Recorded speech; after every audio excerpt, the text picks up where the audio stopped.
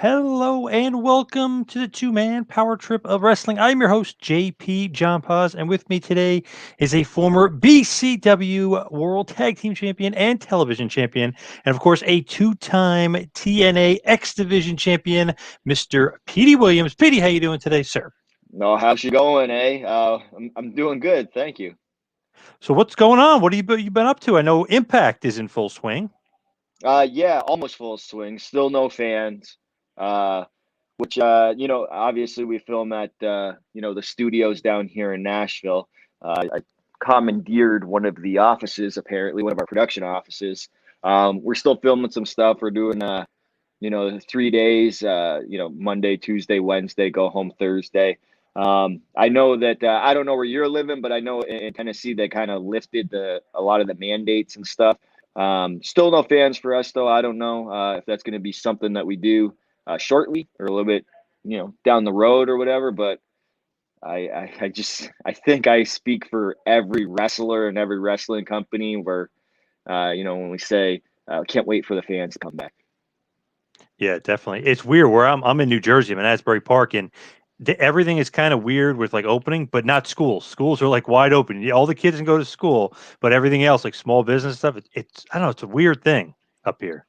Yeah, and I mean, I get it for the kid. I mean, I don't want to go have this big whole COVID Right. thing, but I know when I was a kid, right? I don't want to relate this to chicken pox, but I remember chicken pox was like super Hmm. contagious, and I remember like as a kid, you don't get it that bad.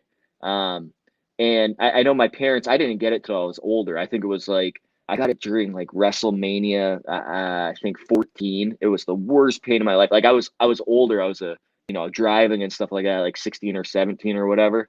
And it was like the worst pain in my life. But my parents tried really hard to have me when I was a kid. Oh, your kid has chicken pox? Okay, Yep. come play with my kid. But I never got it.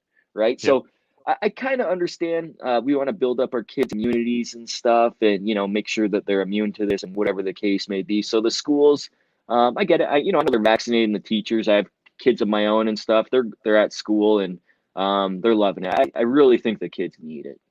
Yeah, absolutely, 100%. They need that social environment, and get out there and if they get sick, it's okay. They can handle it a lot better than an older person or an elderly person could handle it.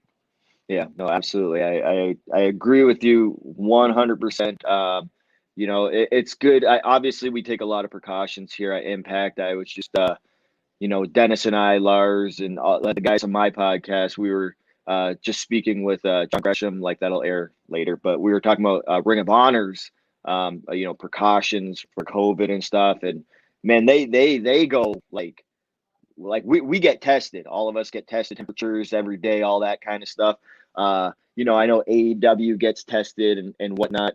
But like these guys, I think they get tested before they even arrive. Like I guess they get a FedEx thing and they have to do it like this, like on a screen in front of the Yeah. doctor, and then send it. I'm like, wow, and then they have blocks of timing, so it's not all the guys are there at once and they're in the bubble, and then they have to get tested prior to going home. I'm like, that. I mean, that's awesome that you're showing that kind of like a caution or precaution, I should say. So, but yeah, I'm glad a lot of the companies are doing it, and we've got the masks. Obviously, I have mine off now, so we could do this, so it doesn't Right.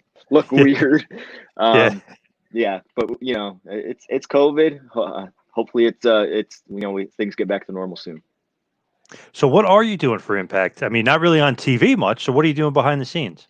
Yeah, I do the agenting, like producing and stuff like that. I was doing that back when I came back in 2017. I came back as an on-air talent, and then it was really weird the way I got my like Scott Demore. He knew I kind of wanted to get in the production side of it, and even you had mentioned BCW. I used to do some agenting stuff for him, because we had our own like local TV show there and all that kind of stuff. And I remember it was before when Uncle Jeff was still like in control of the company, like right before he transitioned out. Scott was one of the agents and a writer, and he had, I think, Desmond Xavier and Matt Seidel match, and Scott's like, hey, you want a shot at producing? And I said, yeah, absolutely. When? And he goes, Seidel and Dez, get with them. I'm like, okay, cool. When are they up? He's like, right after this next match. So you got about 3 minutes. And I'm like, uh, Yeah. so it's like sink or swim. But that's been with TNA and Impact. Like they've so many times in my career, they just put me on the spot. Even my first time ever working in TNA, I wasn't even supposed to be in the match. It was supposed to be Teddy Hart, Juventud Guerrero, and Jerry Lynn. And then we did that was the weekly pay-per-views. Before the pay-per-view went on the air, we filmed 4 matches for like the X Cup or whatever it was, and Teddy Hart got hurt in one of the matches. And then they're like, yeah, kid, you're up, first match. You got 10 minutes, get with Jerry Lynn. It's a 3-way, and you're up. And I'm like, uh, that was my first taste of TNA/Impact. So it's always been that way. And I think that's why, I had, such a long career here, because I know that, when push comes to shove, I can get the job done. So yeah, to answer your question, mostly producing. Scott and I have been talking about, obviously, if they need somebody to wrestle or whatever, they'll utilize me. Haven't been doing that yet, so but that could be something in the future as well. I'm not opposed to that at all. I mean, I'm getting old, but I can still go. Yeah, there you go. So you're liking the producing, and it's basically, the road agent, if you will, right? I mean, it's the same thing. They just use a different term. Yes, I guess. How would I put it? Yeah, I mean, we got several producers here. Like one is like myself, D'Lo Brown, Tommy Dreamer, Chris Saban's been doing it as well, and we got Davari. So some of us, well, a good majority of us, we wrestle and produce. But that's just what we do. And like a producer, like, and it's kind of weird in this environment too, because there's no fans.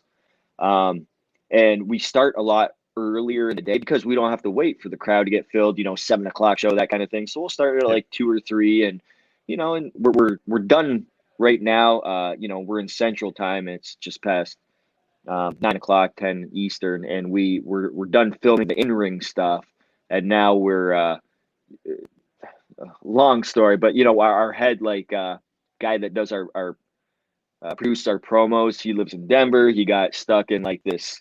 I guess they got like 4 feet of snow or something. So a lot of Yeah, our they had a big storm out promos, there. yeah, they got pushed back to today. Couldn't get them done yesterday. So it makes for a little bit longer days. And it's a lot of waiting around and stuff like that. Long TV days, but wouldn't change it for the world, man. It is pretty cool though that, like, let's just not, you're still healthy and you still can wrestle, but it's pretty cool to kind of say, like, all right, if I'm done wrestling, I could do producing, I can do this, I can do that. It's cool to kind of have that backstage role too, because you're still in the business. Yeah, no, and that's what, and I think every wrestler, I mean, obviously we want to wrestle forever. It just, our bodies can't hold up to it, or, you can't perform the way that you used to perform. And it's always tough to see that, where it's like, yeah, I remember watching that guy 20 years ago and man, he was awesome. And, it looks like he lost the step. And, then when you got the, you still got it chance, that's when you just know, like, no, I don't. You're just amazed that I could do something that I used to do. You know what I mean? Yep. But I think every wrestler deep down strives to be like, hey, I want to just be involved in the wrestling part of it. So, like, all of us wrestlers love it so much that we would love to do something where we don't have to put our body on the line, but we can also take our knowledge and pass it on to the next generation. And I've always been like that. I've never complained about putting anybody over in a match, or I remember when with this company, I've never really been squashed, right? But a couple years ago when they were uh, bringing in Killer Cross, I was like his first feud, I guess you could say, and we really had to build him as like our like a monster, like our next guy. Like he squashed me, and I got no qualms about that, because I mean that was my role. We had to get this guy over, and if he beat somebody that is like can go toe to toe with like the AJ Styles and the Chris Daniels and stuff like that I've done in the past, if he beats me, like, oh crap, this guy's the next, and that's just how you build stars and Yep. stuff. And so I think deep down, everybody wants to have that role after they're done wrestling. When you produce matches and stuff, I know maybe Demore or Don Callis, I guess they're the bosses of the company and stuff.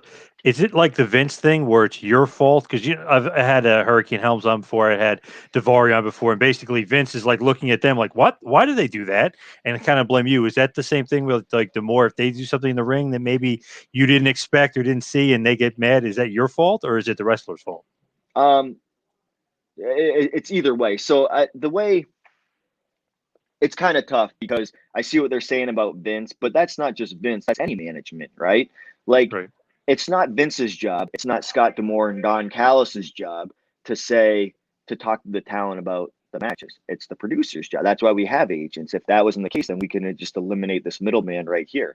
So it's just like any sort of company that's structured like that. It doesn't even have to be wrestling, but you have the top, and then you have your management underneath, and then more management, and then it goes down. So yeah, obviously they're gonna ask me, since I'm the producer, what happened there. And I've never worked for Vince. I don't know what how Yeah. bad it gets or anything like that. I've Demore was the one that trained me, and he has no problem telling me like, hey, you messed up or what happened here. And I'm the type of person, if it was my fault, I'll take 100% ownership over it and say like, yeah, that's my fault, my bad.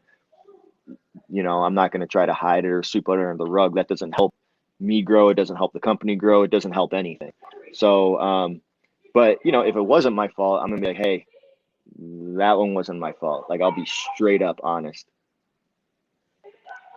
As far as craziness, right? Yeah, craziness, more Yeah. filming and stuff. Don't pay Okay, attention all to that. good. Yeah, it's all good. But as far as producing and stuff, you know that they say Pat Patterson was so important with Hogan, with his matches, or Brett's matches, or Arn Anderson was so important to John Cena matches, stuff like that. Do you think the producer is as important as the wrestler in certain aspects to producing matches?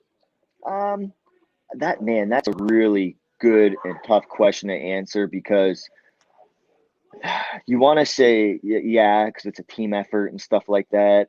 Like, I know, for example, I just had a conversation with Carl Anderson today, and I'm like, man, I have all your matches again. I'm like, did you say something to somebody that you wanted me as an agent? And he's like, dude, you give good like ideas and stuff like that, and like easy to work with and all that kind of stuff. So it's not that we're asking the wrestlers like, who do you want as an agent?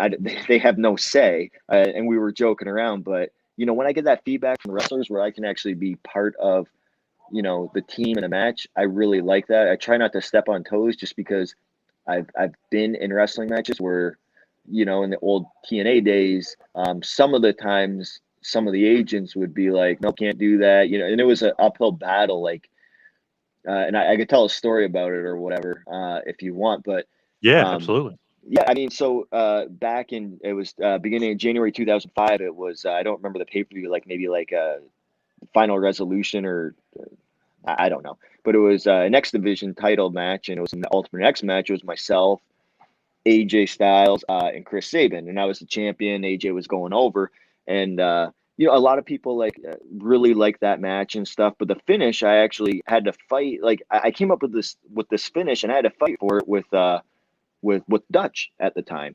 I can't remember if he was the agent or if I just went to him because he was Uncle Jeff's right hand man. But yeah, if you remember the finish, me and Say, like, I hurt AJ's arm earlier in the match. He tries to climb, he can't climb, and he falls down. Right, so AJ, their big top baby face, how's he gonna win? Right, he can't because he has to climb up there. So then when Saban and I are up there and we're fighting over the belt, he outsmarts us as a baby face would do and springboard up, and with his good hand knocks the belt from between us and captures the belt, and he wins. Which I thought was a really good finish. It told a good story and stuff like that. Um, but Dutch said, "Oh, it makes AJ look weak," and I'm like, "Well, I can see that a little bit, but it also makes him look really, really smart that he was able to use other ideas to win the match, knowing that he was at another disadvantage. Um, but at the end of the day, I fought for it. Like, I don't fight for a lot of finishes, but I really wanted that one. I fought for it, and then we went through it. So just being a wrestler myself, and when the agents would be like, "No, let's not do that. Let's not do that," I'm like, "Why, man?" Like, I understand there's more to the picture, but I'll only interject and say, no, we can't do that unless I like feel very strongly that we shouldn't do that, like what they're asking to do, or that's not the storyline or the direction that we're going. Gotcha. I hear of some wrestlers that I've talked to and stuff. It's like sometimes they come to the building and the producer already has the match like laid out. It's like, here's what you're doing tonight. You're not like that, right? No, absolutely not. You know, I'll say unless they have something particular in mind for the finish or whatever. Like we obviously we have a production meeting and then we have an agents meeting to make sure we're all on the same page. We have a lot of meetings before we get there.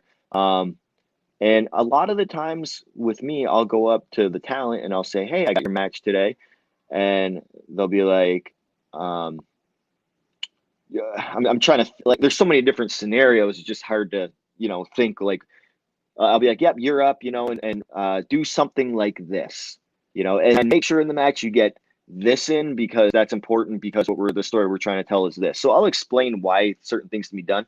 Other than that, I trust the talent. I trust Scott Demore and the management's decision to put these certain talent on our TV show in the roles that they're in. Like they're here for a reason. It's because they have the mind for wrestling. They're great athletes, all that kind of stuff. Great wrestlers. I'm not gonna try to have them wrestle like the match I think they should wrestle, right? Or else all the matches are gonna look the same in my mind, right? I'll throw in ideas and I think that's why a lot of the times, talent might like me as a producer because I'll be like, oh, let's, top this off with that. And I'll get into it too, as if because I can't do half the stuff like a Rich Swann can do, but I love producing his matches because Rich can do everything. I can't be doing like Phoenix or handspring this and all that kind of stuff. He's such a good athlete.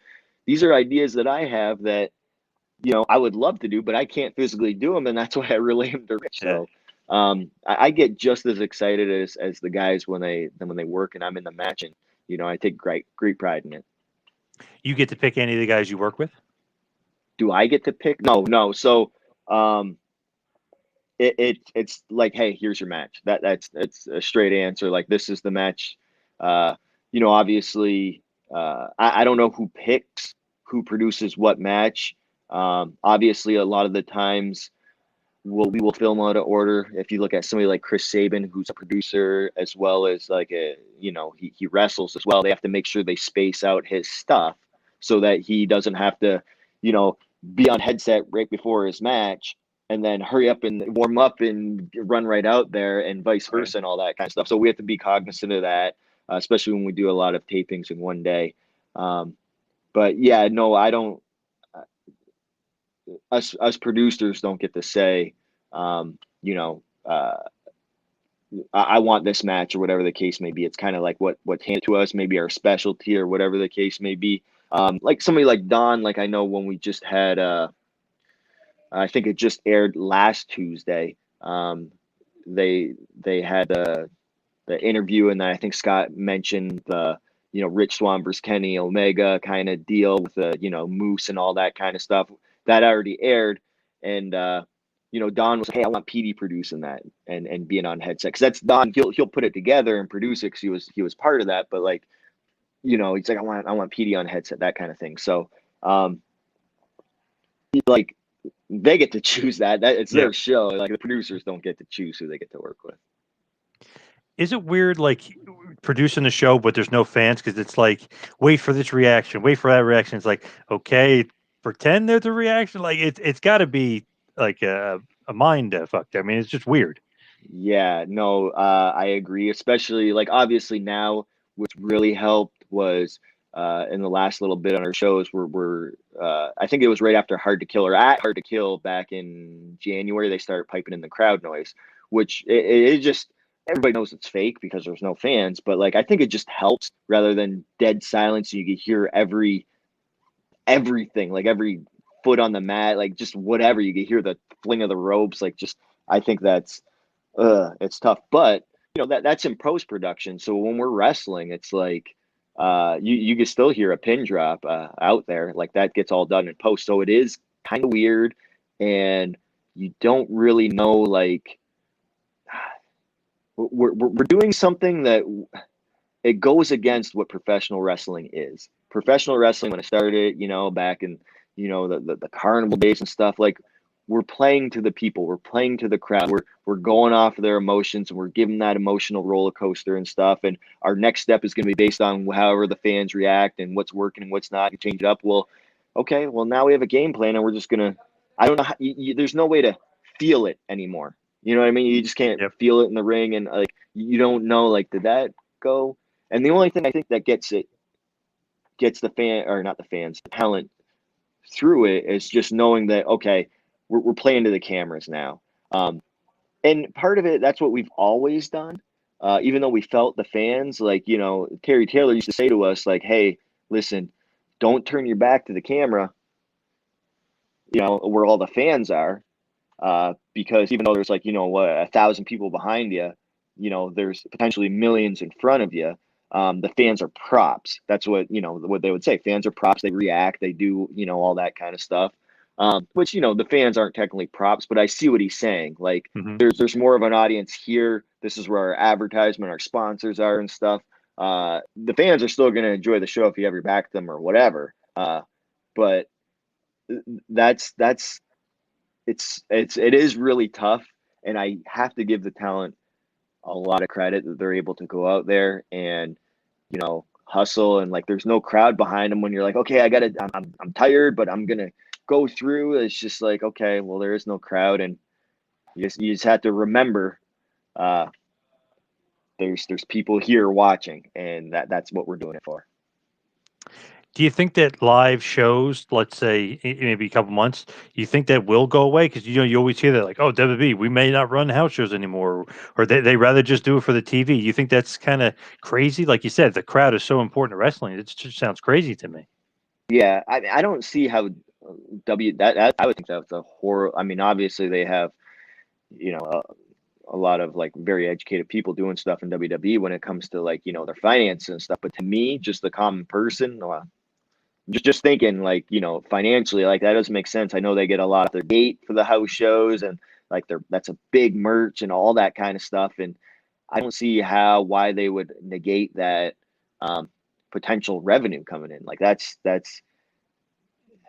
I don't see that happening. I think, like, maybe, okay, when TVs come back and things start going, and what I could see on the house shows, because you look at WrestleMania, I think they said there's going to be, what, 40 to 45,000 people there, so half the capacity of there. When you run a house show, like, let's say you're running at a small arena, or even a normal arena that seats like 15, 20,000. Normally house shows don't fill 15, 20,000 for a house show. It's like, 4 or 5 up to 10, depending on where the market is. Um, but if you look at in the COVID, like, if we're still doing the social distancing and stuff, you take that 1,000 people they would get and then narrow it down to 500. And yeah, I could see how maybe they would go in the red and go in the negative and not get as much revenue. But house shows are a big moneymaker. I don't see why they would ever get rid of that unless they're, concerned about their talent traveling and all that kind of stuff. But if we go back to normal and they lift everything, then I don't see why they wouldn't do that. Yeah, house shows. I mean, that's the best. When I was younger, I mean, you're buying all the merch. You're loving it. That's kind of really where you fall in love with the business. That would really stink if they kind of went away from doing that for sure. Yeah, I mean, step one for Impact, I know, is to get fans back in the building. Obviously, fans Yep. back at the show for our TV tapings and stuff like that. TNA Impact now.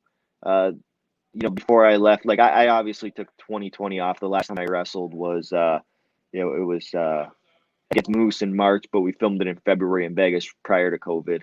Um, but they were never heavy on the house shows, anyways. Like, our Impact Plus, um, you know, I guess you call them pay-per-views, but our Impact Plus specials, we would always film those, like, maybe on a house show loop or something. Like, we might do like an Impact Plus, and then maybe a regular, like, something else for digital, like a Twitch or whatever the case may be. So we would do that, but we weren't heavy like how WWE is, where it's like, a couple house shows, TVs, go back home for 3 days, do it all over again. So um, obviously, step one, fans back in the building, get our TVs, back to the norm pretty much, and then we branch out to do more house shows from there. Now you are not old by any stretch. How come you haven't been wrestling as much? Dude, I'm That, old, man. I'll be 40 this year, man. not that old for a Uh, wrestler, though. They say wrestlers may start main eventing at 40. oh man, thanks. Maybe I will. No, it's not that I don't want to. Again, I haven't wrestled in like 13 months. Um, so it's just tough. Like I can't, like, obviously I live in like the Detroit area. The wrestling school I usually go to, like, I know when I retired in 2014, came back in 2017, I wanted to get some, ring time in, because it was 3 years since I stepped in a ring before I came back on Impact. And at the time I was, coming back and doing House of Hardcore for Tommy Dreamer and stuff. But the wrestling school I would go to is across the border in Windsor, like where I train, the Can-Am Wrestling School, Scott Demore, and the borders are closed right now. And I know there is a school down, Trey Miguel has one with this other individual, CK3, and I know the Machine Guns and stuff, they go down there, and it's in Toledo, which is like about 45 minutes away from Detroit, so I can always do that. It's just that it's gonna come. I'm getting back into my ring shape. I'm losing my COVID-10 or whatever you want to call it, when I'm Yep. not looking the best. Yep. So I think it'll be a good year for me. I 100% want to step back in the ring soon. And the interesting thing that I wanted to talk to you about, because I just am like, my mind just boggled by it. So the Canadian Destroyer, great innovation, great finish. So I'm watching AEW, and somebody lands two of them. I think it was Matt Jackson lands two of them, one in the ring, one on the floor. No pin, like no finish. It's like it was like a nothing move. Do you have to look at the Canadian Destroyer and you're like, how is that not a finish? Like, first of all, people stealing the move left and right. Everybody does it. What are your thoughts on the Destroyer not only getting stolen so much, but they're not even using it as a finish? Um, yeah, that they should be used as finish. But I mean, uh, not my show, right? AEW's not my show. Right.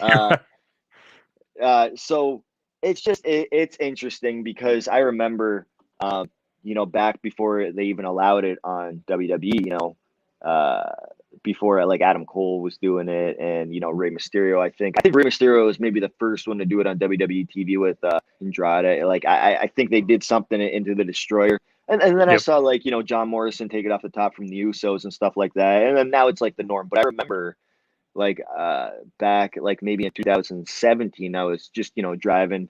Joey Mercury just got, I don't know if he got released or quit from WWE, and we were going to a Tommy Dreamer House of Hardcore show, and I asked him about it. I'm like, so, because I see at that point, all like NXT was like, really big and stuff, and they were doing a lot of stuff that, like, reverse Ranas and stuff, like the um, you would never see it before, those head type drops and stuff. And I asked Joey, I'm like, what do you think? You worked close with like Vince and stuff like that. Would the Canadian Destroyer ever be possible?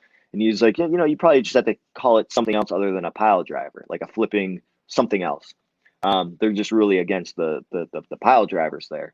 And then sure enough, a few years later, they're doing it, and I see it all the time. And at first, I'd be like, hey, man, like, it was really cool to me the first time Adam Cole did it, and they actually called it the Canadian Destroyer. They called it a springboard Canadian Destroyer off the second.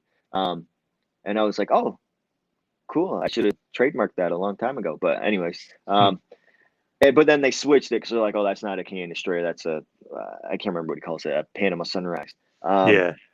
But yeah, just to see it, everybody. I mean, I've gotten to the point I'm okay with it. Like, everybody does it, so much so that the wrestlers out there actually ruined it for themselves, because now nobody wants to see it. And it's gotten to the point where I don't even have to complain anymore. People are like, I don't want to see it unless Petey's doing it. And I'm like, huh, okay, cool. You know what I mean? So it doesn't matter to me. It really doesn't. If they want to do it, do it. Like, when I'm like long dead and everybody listening to this is gone and we have a whole new generation and stuff like that, there's going to be some kid, probably not even born yet, that's going to be doing the Canadian Destroyer on TV, because I don't believe wrestling will ever die. And I could be like, hey, that's the thing that I brought to the table. That was the thing that I was able to, get into, on TV and all that kind of stuff. And, I'm good with that. It's crazy. Like Dustin Rhodes, who is one of the all-time greats, but he does it. It's like holy crap! Like everyone is taking your move. You don't have any problem with it, no?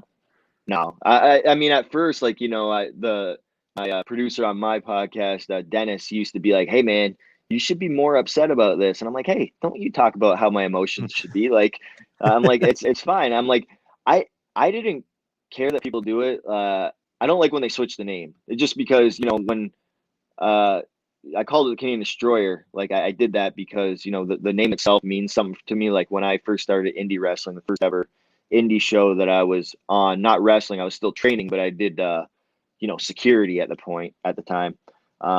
Doug Chevalier, the Canadian Destroyer, was his name. He had just passed away. He's the one that trained Scott Demore amongst a lot of others like Rhino and stuff like that. And then Scott trained me, so it's kind of like paying homage to him. So I wanted to put that name in there to just Doug's never really made it anywhere. He was an indie wrestler, but he was such a great guy, and I never got a chance to meet him. But everybody tells all these stories about him.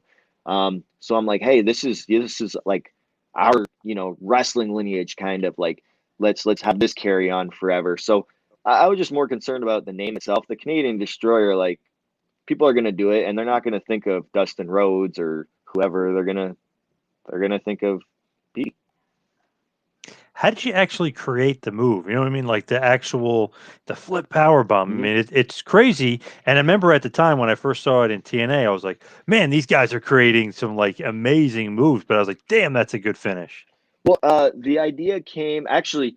Amazing Red made it up when he was 11 years old. Apparently, I guess he like recently, maybe last year, the year before, he put out a video online of him doing it, or maybe he was taking it or whatever. Like I guess Amazing Red created every move you could possibly think of in pro wrestling. So, but yeah, we were talking about it in the car ride. It was to IWA Mid South show. It was like in 2003, and it was like I'm driving, and it was like a 4 hour drive for us.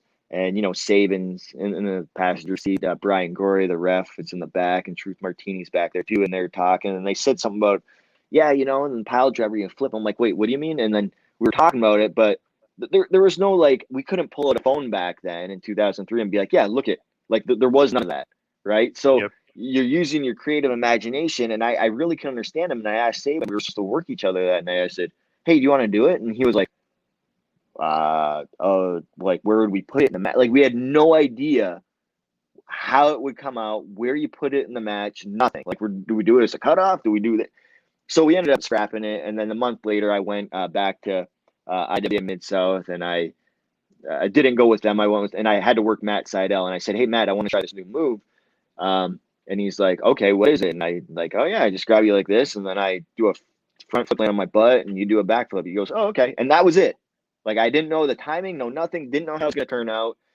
It wasn't the finish because like that was the last move I did, and then I went up top, and then he did whatever, and then we finished the match. But that was pretty much it. That's how it came about. And then as soon as the crowd saw it, they went, "Holy, like this is crazy!" And then right, IWA Midsouth were in by Ian Rotten, and then at that point, Ian Rotten's like, "Kid, that was an awesome move," and then he just strapped the rocket to my back from there, and then that was that. And then I got to debut it. The hardest part was getting wrestlers comfortable to take the move. Again, I couldn't grab a phone and be like, "Hey, look at this is how you do it." So Right. there was none of Yep. that. I had to explain it, and they're like, "No, you're gonna kill me with that." Yeah, like the toughest part was getting people to trust me and do it. It wasn't like I said like, "Oh, I have this cool new move I call the diamond cutter," where all I'm doing is grabbing you. I'm gonna fall on my back. You're gonna fall on your stomach. Like everybody would be like, "Oh yeah, I'm just falling on my stomach." Okay, cool. No, it's like, "Hey man, I'm gonna do a front flip. You're gonna do a back flip and land on your head, potentially kill yourself, like all that kind of stuff." So the hardest part was getting it into the mainstream, getting people to trust it. And I think the turning point was when I had that right before I had my feud with AJ Styles. I Victor wrote our first like Impact or TNA at the time pay-per-view. We were leading up to it, and AJ just said, "I think I could take that move," and I was like, "Okay." And then once AJ took it, everybody was just lining up. Like it was like they were making me. Like management was booking. It's like do the Canadian Destroyer, do the Canadian Destroyer. Like it was like I didn't have to ask to do it anymore. So I'm like, "Okay, move's over. I'm good." That's awesome. AJ basically helped get it over. That's pretty great. Yeah, like he was the first like big like main, I guess you could call it like their big main star to do it. Like when I worked like Juventud Guerrero and like when I first did my Impact run in early 2004, um, Saban, like I wanted to do it to him. He was unsure, because he didn't know me. Like I was nobody at the time and stuff. But he worked Saban a lot. Saban's like, no, the kid's good. Trust him and all that kind of stuff. We didn't end up doing it. That was fine. And I think it was like the month later or whatever. Um, I might have done it to, I don't know. It might have been a couple months later where I actually got it on, and Saban was the first one to take it on TV, and then that's when they were like, "Oh, keep doing it, keep doing it." And then yeah, once AJ, said yeah, let's do it, and then we did it on the pay-per-view. Where I jumped off the second and did the one. That was AJ's idea. Like he came up with that. So AJ came up with like the Panama Sunrise of it, I guess you could Yep. say, where we jumped down. And I'm like, are you sure, AJ? It's gonna be all you. Like I can't protect you as much. He's like, I'm fine, dude. Let's do it. So yeah, I gotta give props to AJ for helping me with that. It's funny, like looking at it, it's like, okay, so many people have copied the diamond cutter and they do their own version of the cutter, whatever it may call. Then like the super kick, who would have thought like Shawn Michaels, main eventer, WrestleMania, like this, that is no longer a finish. But you could never guess Canadians are okay, a flip basically pile driver. There's no way that's not a finish. And then somehow it's not a finish. To me, it's just crazy. Like if you think about it, like, man, they kill every move. Um, yeah, that's pro wrestling. But what I always say about pro wrestling is like everything's been done, but some things haven't been done enough. At this point, the Canadian Destroyer has been done enough, though. So Yep.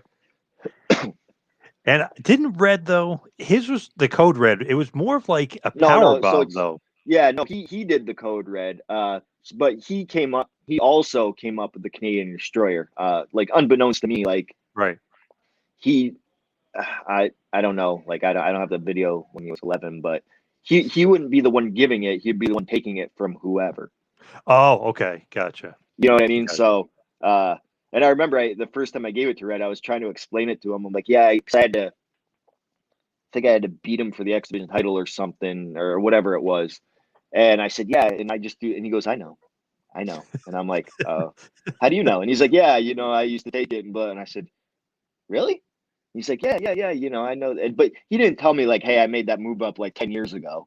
Um, Red's not like that. But yeah, no, he it was just funny. He's like, oh, I know. I'm like, oh, okay, all right, sure, sorry, buddy.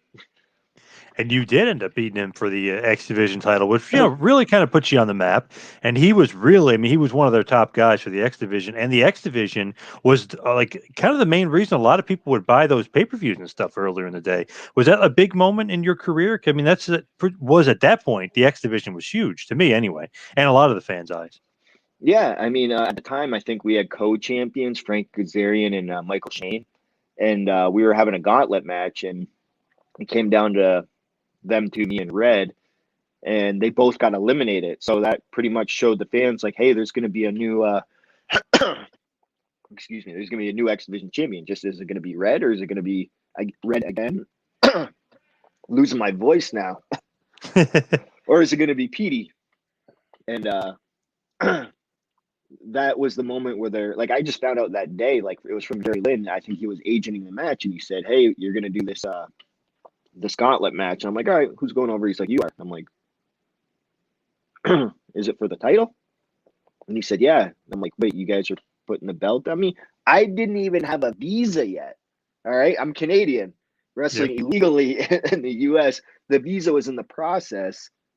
I think that date was like August 11th of 04. I didn't get my visa till like August 20th. So I literally had to give the belt to Andrew Thomas, who was a referee at the time, producer here at the time. Now he works for AEW. I had to give him the belt to carry it around because I couldn't bring it across the border. But yeah, it was a big point in my career because at the time, like I was one of the longest reignings at that time because we were transitioning from doing no more weekly pay-per-views to having just a weekly TV show on Fox Sports Net and then the monthly uh, pay-per-views with the Big One Victory Road. It was all of that was like, man, I had such a good year. I remember like all the promotional posters and stuff like that had like um AJ on it and Jeff Jarrett and I don't remember if like it was Nash or something, but Monty Brown and stuff. And I'm wrestling AJ and I'm like, well, obviously AJ's going to beat me. He's their poster boy.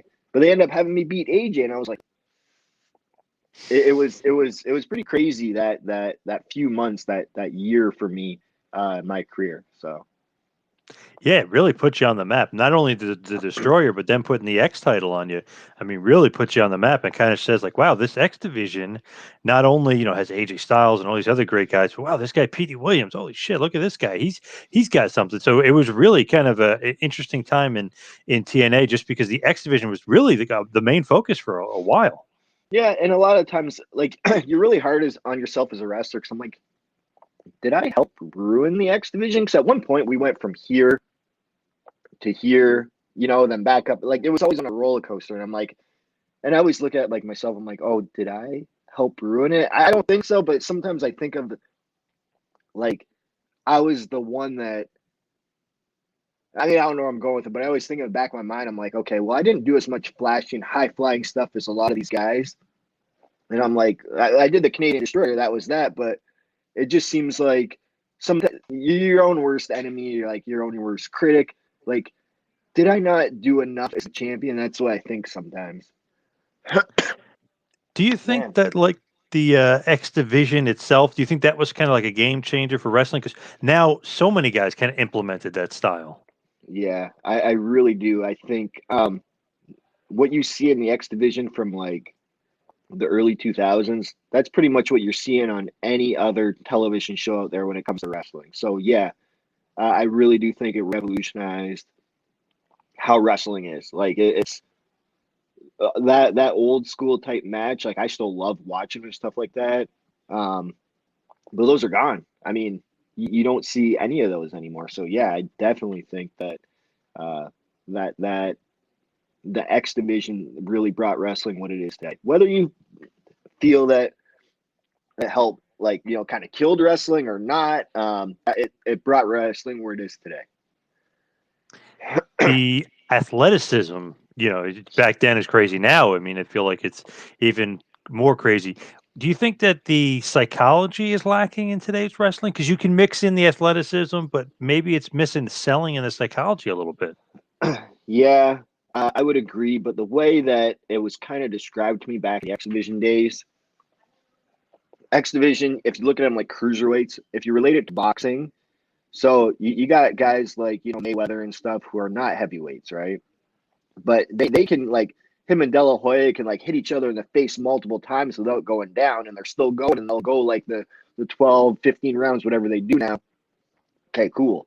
But the heavyweight matches, you got Mike Tyson or whatever. His matches are lasting a couple times because you get hit one good pop with him, he's done.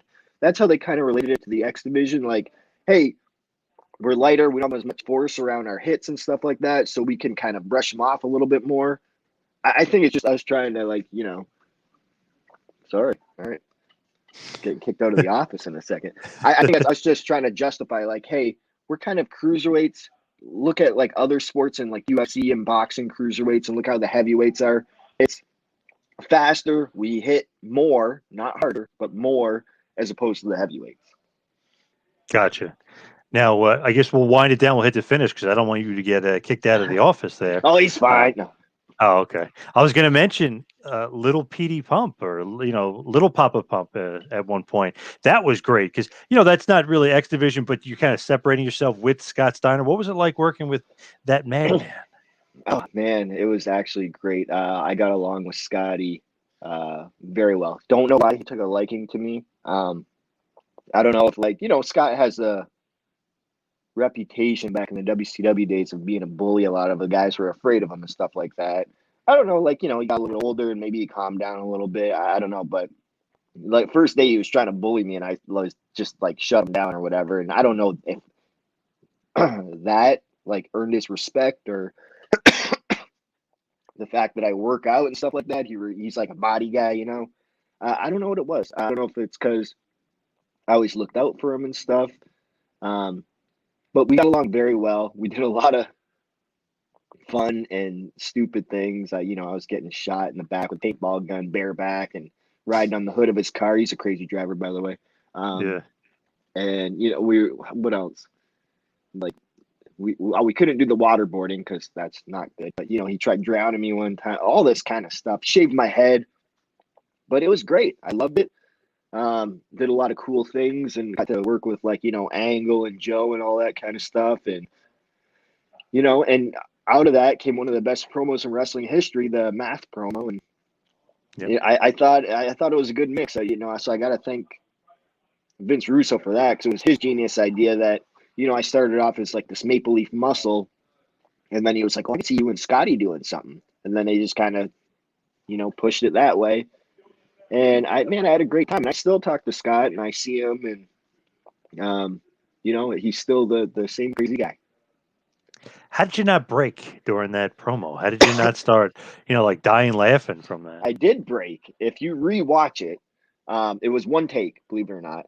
And I'm sitting there like this, and he's giving his promo and stuff. And then the mask to my mind, didn't start making sense. And I had my glasses on and my chainmail. Yeah. And I pretty much just look at the camera like, oh, okay, I guess they're not going to call cut. We're going to still film. And so I did break. Like at one point, I'm like, this is stupid. Like, Vince, you're not going to call cut? No? Okay. All right. Let's keep going. So it's good I had my glasses on and was covered up. But no, I did not because I'm like, this is ridiculous. Like, this doesn't even make sense. But what do I know, I guess? Because, it still lives up to this day as one of the greatest promos ever. And it fits his character. It's like, okay, he's just nuts. You know what I mean? Well, Like he yeah. just And goes. that's the thing. Like, there'd be times, not that promo, but where, Scotty would be in character and stumbling over words like he does, and he'd be like, cut, let's do it again. And like Vince would get upset and would be like, no, bro, no, why? He's like, I stumbled over that word. He's like, it's okay. That's your gimmick. You have so much pent up frustration that sometimes you don't even pronounce your words correctly. And Yep. he's like, that's great. And like he tried to push that in Scott's head. And I think that's why you saw the Scott Steiner at the end of his run with Impact. It was different than the run he got from WCW because Vince helped his character. As like a lot of people don't think so, but he did because he kept saying like, no, dude, like listen to me, like this, it's okay if you stumble over words. And then we get like YouTube stuff on YouTube, like Scott Steiner versus the English language, and we get a lot of comedy out of that. But that was Vince pushing that, like, no, it's okay. Like, it's funny to some people, that at the same time it makes sense. Like he's just like, and he can't even say his words. So I get it. I loved it. And we tried to do everything in one take, but it didn't always work out that way. I asked Russo too because I said, "How did you produce that segment? How'd you write that? Like, how'd you create that? So interesting." He said, "I had nothing to do with it. I stood there and I didn't tell him to stop. He just went." And that was all him. So I was like, "Man, like, what a creative, See, random ass promo." and that's the thing. So I also heard that I did hear that Russo, and this is like probably only a couple of years ago, probably in like 2017. Somebody told me it's probably totally wrong because it's like 15 years after the fact or however long. That Russo wrote the math promo. Hmm. But if Russo's saying that he didn't, I don't know what's Yeah. true. So in 2017, I had to wrestle Matt Seidel, and Steiner just won or was about to win, or maybe he did win. He teamed up with Eli Drake for the tag titles, and he came in, and I asked him, I said, why don't you bust my promo and do some math and stuff? And he's like, what do you want me to do? And I'm like, just make up some math stuff. He's like, no, it's got to make sense. And I'm like, what? It's got to make sense? The No, math's it got, no, doesn't. he said, Yeah. the math's got to add up. And I'm like, add up? Like, what? So, that's why it was, I really don't know what to believe. I'm like, did Hmm. Russo write it? Hmm. Did Scott write it? Like, I don't know. But usually Russo never wrote anything for Scott. It was always coming out of Scott's, mind. So I Yep. believe that it was Scott doing that promo. Yeah, he said, Russo told me, he said, no, that was all Scott. He's like, I wish I could take credit for it because it's like a work of art. It's like a genius that he said that because it's so funny. Samoa Joe, you fat piece of crap, and blah blah Mm-hmm. blah, and then he starts going with the math, the 33 and a third, like Yeah, just 141 and 2/3% chance. I'm like, you can't. Okay. That's so great. What's interesting though with Steiner, after his WWE run, people are like, "Oh, his leg injury, he had that bad foot injury. Oh, he must be done." And then all of a sudden, he's working with you and Samoa Joe, and everyone's like, "Okay, what happened to WWE? Like, maybe he is healthy, maybe he is good." So you had like a great match with him and kind of put him back on the right path. Um, I mean, he's easy to work with, and he does have a whole slew of injuries. Like we were doing a Chikara show. We did me, Jordan Grayson, Steiner, and this at the end of 2019, where we did the King of Trios, Yeah. and like I remember like he was winded and stuff, and I had one of the people that worked there was like a paramedic or whatever, and nothing serious, but I said, hey, can you just check on Scotty? I'm like he's not usually like this after his match, and she did, and he's like, yeah, he's fine. But I remember him saying, like, she asked like, do you have any injuries or have any prior injuries? And he says, I've had everything injured except for, I can't remember if it was his left or right. He said my left ankle. That's the only thing I've injured in my life. And I'm like, jeez. So he's had a lot of injuries. Even at one point during my X Division title run, I want to say, yeah, he tore his ACL completely and he was out for a while. And that was right before the main event Mafia thing. So it's interesting. I wonder how long our run would have been had he not gotten injured, because that kind of put the end to it. So a lot of this stuff I think about, like, oh, I wonder how things could have been different. But Scott will bump, man, and he's a good bumper, and he had no problem, like, bumping for us smaller guys and stuff. I don't know if it was the same way in WCW. I don't know if, like, later on in his career, he needed to be like, hey, I can still go in the ring. But he was always really generous to me, and I had no problem working with him. I actually really enjoyed working with him. You always hear funny stories of him, like in WCW, trying to drown Disco Inferno, trying to Who beat up doesn't want to certain guy. drown Disco Inferno though, man? Come on. Well, Disco kind of tells a story where he wasn't really trying to drown him, but he has attempted to do it to several people. Basically, they're on the jet ski. He knocks him off the jet ski, and then he sprays the water. He keeps going around, so he can't get back to the jet ski. So, Oh, kind of, sort of trying to drown. I mean, I guess, but That's I would funny. have done the same thing to Disco. So I mean, you can't really hold that against Scott. No, Yeah, true, absolutely not. true.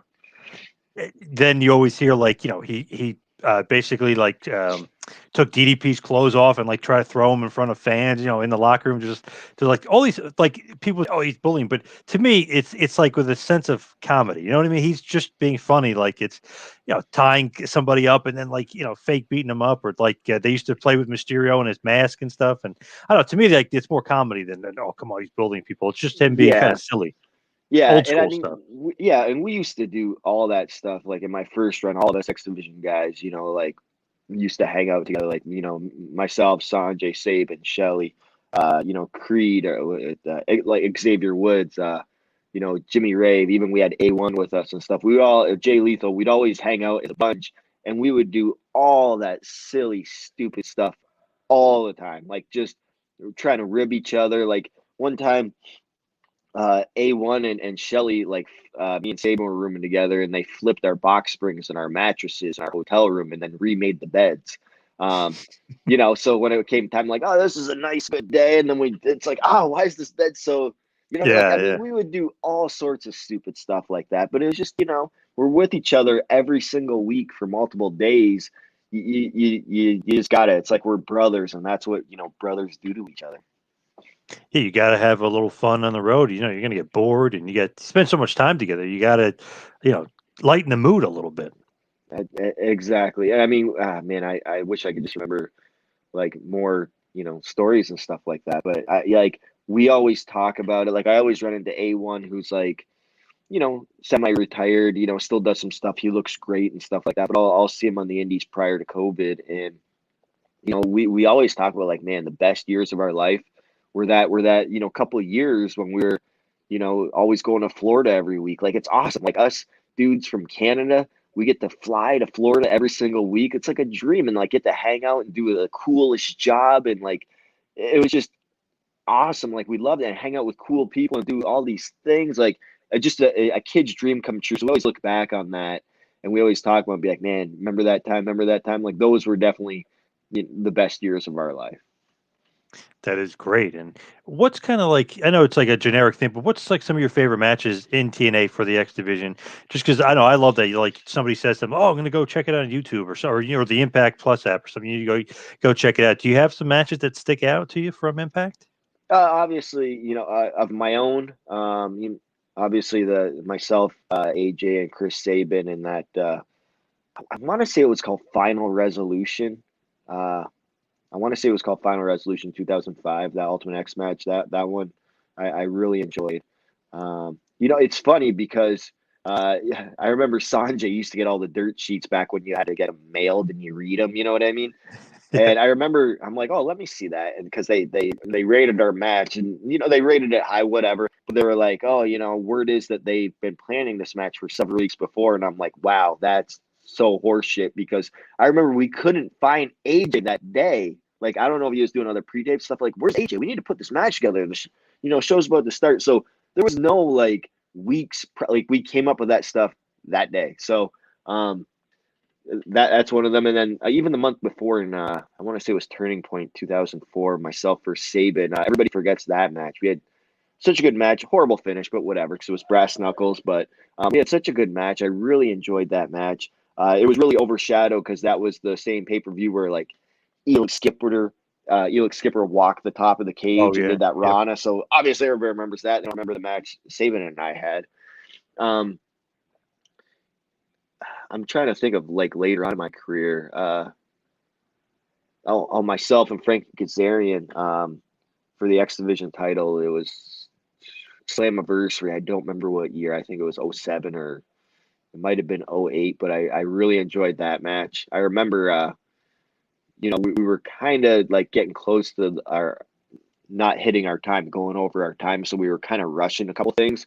And I remember Uncle Jeff was like, "Hey, you got to hold that sharpshooter for longer." And when he was bleeding and stuff, like that tells a story. I'm like, "Yeah, but we were like, we were trying to get to we needed to go home. We were here." And he was like, "No, don't do that." And I'm like, "What? We would have gotten so much trouble if we would have went overtime." Yep. And then a couple of like nostalgic things I really like is um, we had a pay-per-view in Canada, in Toronto. It was like our first pay-per-view really outside of the US. And it was myself versus Xavier Woods versus Davari. And I remember our time got cut a little bit. I was kind of irked about that, but it was just really amazing that I was a heel this whole time, and then you walk out that arena in Canada, and it was like the reception. I couldn't believe it. Like, I was like, wow. And there's like signs that say like, Petey for president. If Petey loses, we riot and stuff like that. And I just say, you got like 5,000 people going nuts. I'm like, wow, this is really surreal. Like, I mean, I don't remember much of the match, but just moments like that. And then even Hmm. when we had, I think it was Bound for Glory 2017, we were in Ottawa, and I just remember the whole, like, I come out to the Canadian national anthem, and like, just, we had a 6-way match, and, um, I made the entrance, and people are just singing the national anthem with me, and it was just like, and even Sanjay, who was a writer at the time, but also in the match, he was like, "Oh, this is so effing awesome, Pete. This is incredible."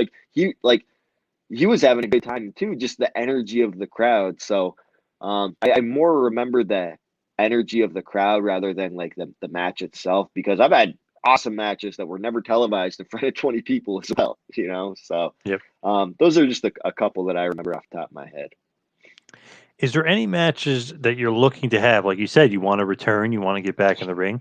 Is there anybody you're looking to wrestle? Maybe Ace Austin, something like that, or Well, I've somebody wrestled out Ace there? Austin like a couple times already. A few years ago when I was still wrestling with him, when he was up and coming. Like, I think I was like his first little feud to actually put him like, elevate him to the next level and the levels he's at now. But yeah, I'd love to, go at it with him again. Even like, Rohit, I like what he's doing now. Um, man, I'd like to get in the ring with, some of the AEW guys good too. Like, I haven't worked Kenny Omega in like since 2004. Well, Wow. maybe. So, and I mean, we reminisced a little bit when he came at, I think it was Hard to Kill, maybe. Um, I think in January or something, and we reminisced about that, and he was very thankful because at the time I was X Division champion. The thing that sucks is it wasn't recorded. It was like this NWA anniversary show, and me and Kenny, I think we're the main, and he was like the new up and coming, like, next big thing. And he still, this many years later, thanked me for that, because he was like, man, you didn't need to have that type of match with me and give me so much offense and stuff like that, but I really appreciate it. And I'm like, dude, I've always wanted to pay it forward, because I used to hate getting in the ring with somebody that's like, I used to like watch on TV or whatever the case may be, and they didn't want to do anything. But I remember like one of the first big names I worked was Jerry Lynn, and Jerry Lynn wasn't like that. He would go out there and he would have the Jerry Lynn awesome match that he has. So I always appreciated that Jerry Lynn did that to me, and I said I want to be like that, and I want to be that guy that pays it forward rather than be like, oh, I'm just gonna phone it in today and earn my paycheck. So, um, and I think that's what wrestlers should always strive to do, not just phone it in. But that's just me. True, very true, and that's pretty cool. Kenny Omega is obviously you guys are going to remember that stuff, but that's pretty cool that you get to kind of do that because now AEW is kind of working with Impact, and Impact kind of working with AEW. So that's an interesting thing for wrestling. NWA is kind of sprinkled in a little bit with everybody. I don't know, it's a different world in wrestling. You would never see WCW and WWF, teaming up or something like that. So it's weird to see, right? Or is this a good thing? Is this like a new thing for wrestling that all these companies are working together? Yeah, I mean, I think it's been done before. Just actually, we're acknowledging it. Like ECW was in cahoots with WWE back in the day, and True. like Yep. like all this kind of stuff. I think we're just like actually putting a name on it now, like the Forbidden Door and stuff like that. So it's a little bit different. I like it though. I think for many many years it was always WWE, and then when TNA was coming up and Ring of Honor, they're always fighting for like maybe who's second best or whatever. And then you have AEW, rising up, and then you still have like the Ring of Honor, TNA, like all this kind of stuff. New Japan jumped in there, and I think maybe, I don't know if all the companies got smart and were like, "Hey, man, we should stop fighting each other and work together," because I Right. think we'll make more of an impact if we go at this. And I don't think we're trying to overtake WWE or anything like that. It's just like I think we can share viewers and share all that stuff rather than trying to fight for them and go head to head on the same night and all that kind of stuff. So I think it's a very smart business move. Um, I don't know how smart. I always wonder. Like, I'm not privy to all the conversations that happen, but obviously you got Tony Khan that runs AEW. You got Scott and Don over at Impact. Sinclair over at Ring of Honor. What, and you got New Japan. But it makes me wonder, like, how those conversations go when it's like, yeah, we'll have Kenny Omega versus Rich, title versus title. Okay, who's winning? Right. Yeah. You know Yep. what I mean? So that's interesting to me, and I think. I mean, I don't even know if they planned that far. Maybe they have, like, I mean, so even like I've always been a wrestling fan, so I'm even excited, and I work for the company. You know what I mean? So I got to think that the wrestling fans are also super excited. So that's how something's working, when you have somebody that actually works for the company being excited about, what's going to happen next. That's when okay, the fans are in for a treat. Yeah, it's pretty cool. We don't know. He's the Kenny Omega's trying to be the belt collector, and Rich Swann is becoming a bit of a belt collector himself. So who's going to win? Yeah, it's pretty cool. Rebellion in April. That should be a pretty good match, pretty good pay per view. And I like that Impact is keeping their name out there. They, like you said, you got the shirt, the Good Brothers. They're on Dynamite every week and Impact every week. So yeah, that's pretty cool. Yeah, I don't know. I just happen to be wearing this today. But yeah, no, I got to thank the Good Brothers for the nice merch, collar elbow. They also hooked me up with merch too. Um, and then yeah, and also since we're on here doing a podcast, myself, I'm sure I know you've talked to Dennis. Dennis is the Yep. producer of our podcast. It's the Wrestling Perspective. We're on Fight TV, on YouTube, anywhere you get podcasts. We have an awesome like group of guys, Yeah, it's very original. crazy. I don't think Yeah. it's been done before, but myself, Dennis, we got four-time Stanley Cup champion Darren McCarty from the Detroit Red Wings. We got Major League baseball player Dimitri Young. Used to play for the Tigers and a bunch of other teams. Jason Kendall, I can't talk about him because I don't want to give away any information, but we got him on there, potentially, maybe not. And I said too much. Okay.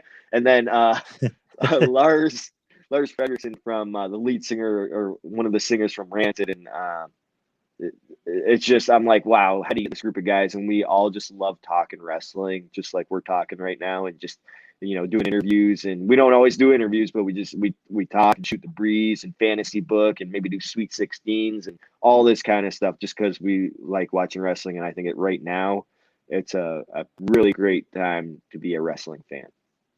Yeah, and the Wrestling Perspective podcast is crazy because you think about it, you get all those guys from all these different genres, but they're all so successful in those genres, but they love wrestling. You guys all Yeah. love the business. And a lot of the times what they'll do is they'll relate it, like, Lars will say like, oh, when I used to, travel here in Japan and do this, and they can relate their traveling, their business, because they've been at the top of their business, to like wrestling as well. Not in the same way, but it's really interesting how the dynamics of a show or the dynamics of an event or something, how they're all very similar, and the politics, all that kind of stuff. I got to move out of the way. I think I'm getting booted out of this office. So, uh, Yeah. so yeah, that's always very interesting to me. Sorry about that. Um, but yeah, anyways. Yeah. Yeah, no problem. Before we let you go, let's just give your social media plugs and get that out there. Yeah, so you can find me on Twitter or Instagram at IPD Williams. Obviously, you can follow us, The Wrestling Perspective, on YouTube. I think we air on Fight TV every Monday and Friday at 8 p.m. Eastern time. Uh, what else? I think that's it. And then obviously you can find our podcast on any other like outlet that you usually normally get your podcast. All right. Awesome stuff. Petey, thank you so much. Appreciate all the time and get Yeah. back to work. You got some Yeah, work to do. I know I do, but yeah, thank you for having me. I appreciate it. You're doing a awesome, phenomenal job too. So, just thank you for having me. Thank you. Appreciate it. And good luck with Impact. All right, thanks.